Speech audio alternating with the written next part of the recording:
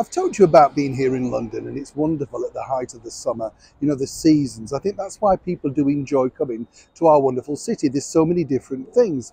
I know it's the same around the world in some of the wonderful cities, literally around the world. We all have our Christmas markets, things like that, don't we? There are certain things that resonate with people, and there are certain events, like, say, the Carnival in Rio. Everybody knows that.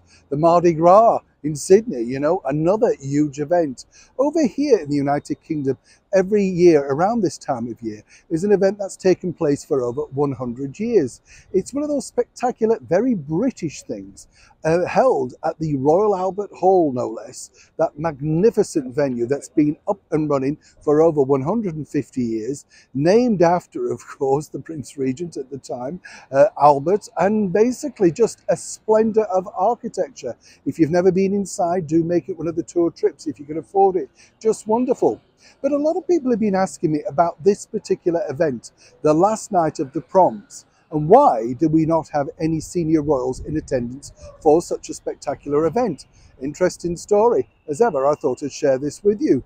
Hi, good morning. Neil Sean here. Nice to have your company. And as ever, thank you so much for joining me. Yes, this is a big event. It's possibly the last night of the proms. It's the thing that everybody loves. It's televised by the BBC, and it's a rousing rendition of things like Rule Britannia and all those wonderful anthemic English sort of tunes that we all get very stirred by and want to remind ourselves exactly what a wonderful country Great Britain is, and I include the Commonwealth in that, and of course Northern Ireland, Scotland and Wales, not leaving anybody out. We're all central to this particular venue. But what's interesting, this week, normally you do see many of these things now being hijacked by a political stance.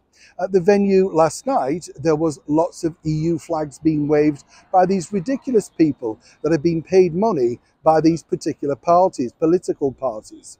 And that's truly the reason why the royals can't go in attendance. They'd love to. I know that Camilla is a huge fan of the proms, and would very much like to attend, as is Catherine, the Princess of Wales.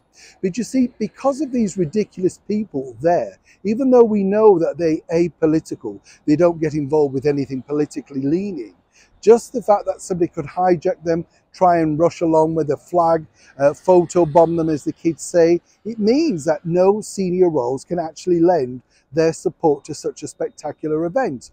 You see, the promenade contests were put together simply because it was bringing music to the masses in a venue that was loved by the masses and for the public.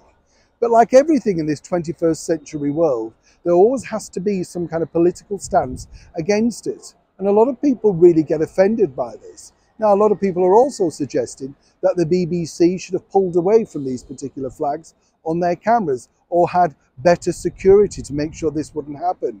But they like to claim they're impartial. We know all about that, don't we? So for now, if you do come to the proms, don't expect to see any senior royals. They'll simply stay away until the whole thing becomes more palatable for their particular leaning. And you can't blame them for that, can you? Neil Sean in the very heart of London.